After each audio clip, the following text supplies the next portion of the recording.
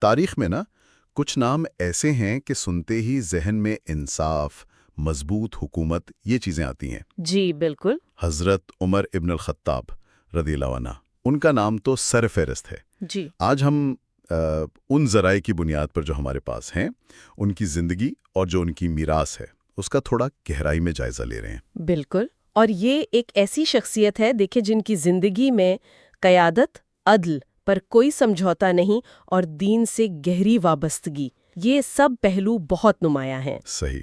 ان کا سفر مکہ میں شروع ہوا، قریش کا معزز قبیلہ بنو عدی اس سے تعلق تھا، اور ذرائع بتاتے ہیں کہ وہ رسول اللہ صلی اللہ علیہ وسلم سے کوئی 13 سال چھوٹے تھے۔ اچھا، 13 سال۔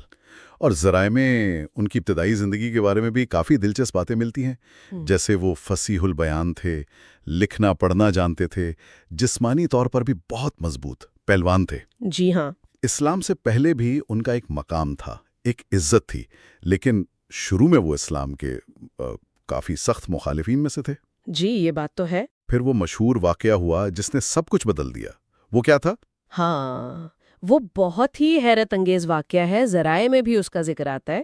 جب وہ نبی کریم صلی اللہ علیہ وآلہ وسلم کو نعوذ باللہ نقصان پہنچانے کے ارادے سے نکلے، اللہ اکبر، لیکن راستے میں پتہ چلا کہ ان کی اپنی بہن اور بہنوئی وہ اسلام قبول کر چکے ہیں۔ اچھا، تو وہ غصے میں اپنی بہن کے گھر پہنچے، وہاں انہوں نے سورہ طٰہٰ کی آیات سنی، بس وہ کلام سننا تھا کہ دل نرم پڑ گیا۔ سبحان اللہ۔ اور وہیں سے سیدھے دار ارقم پہنچے، جو اس وقت مسلمانوں کا مرکز تھا، وہاں جا کر اسلام قبول کر لیا۔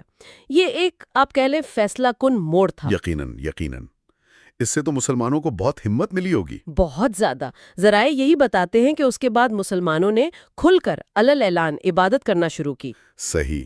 اچھا، اسلام قبول کرنے کے بعد تو وہ پھر نبی کریم صلی اللہ علیہ وآلہ وسلم کے بہت قریبی ساتھی بن گئے۔ جی بالکل، ہر اہم موقع پر ساتھ رہے، تمام غزوات میں شرکت، بدر، احد، خندق، اور مشوروں میں بھی ان کی رائے اہم ہوتی تھی۔ جی ہاں۔ اور نبی صلی اللہ علیہ وآلہ وسلم نے انہیں الفاروق کا لقب بھی تو دیا تھا، یعنی حق اور باطل میں فرق کرنے والا۔ بالکل صحیح، یہ لقب ان کی شخصیت اور کردار کی عکاسی کرتا ہے۔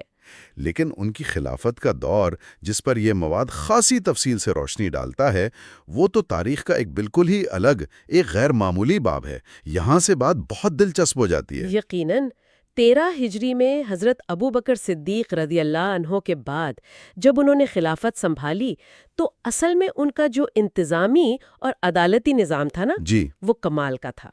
انہوں نے قاضی کا باقاعدہ نظام قائم کیا، قانون سب کے لیے برابر، امیر ہو یا غریب۔ یہ بہت بڑی بات ہے۔ بالکل، اور بیت المال یعنی عوامی خزانے کا جو نظام انہوں نے بنایا، جی، اس سے غریبوں، یتیموں کی کفالت، حتیٰ کہ پینشن کا تصور بھی دیا۔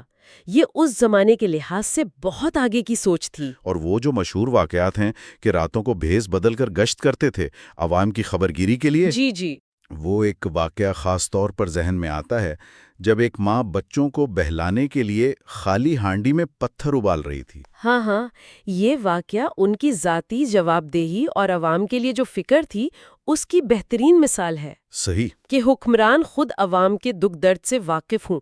جب انہوں نے یہ منظر دیکھا تو خود بیت المال سے راشن اپنی پیٹھ پر لاد کر اس خاتون تک پہنچایا۔ کیا بات ہے۔ یہ ظاہر کرتا ہے کہ وہ عوام کی تکلیف کو اپنی ذاتی ذمہ داری سمجھتے تھے۔ اور اسی دور میں بڑی بڑی فتوحات بھی ہوئیں، بازنطینی اور فارسی سلطنتوں کے علاقے فتح ہوئے۔ جی ہاں، عراق، مصر، فلسطین، شام، یہ سب اسلامی ریاست کا حصہ بنے۔ یروشلم کا پرامن طریقے سے فتح ہونا بھی اسی دور کا ایک اہم واقعہ ہے۔ اور ان سب فتوحات کے ساتھ ساتھ نظام حکومت کیسا تھا؟ مطلب گورنروں پر نگرانی وغیرہ؟ بہت سخت۔ گورنروں کا احتساب بہت کڑا تھا اور ہر بڑا فیصلہ مشاورت سے ہوتا تھا۔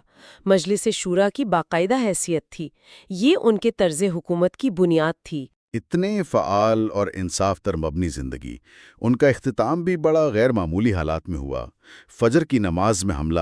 جی، افسوسناک واقعہ تھا۔ ایک مجوسی غلام تھا ابو لولو، اس نے ان پر خنجر سے حملہ کیا۔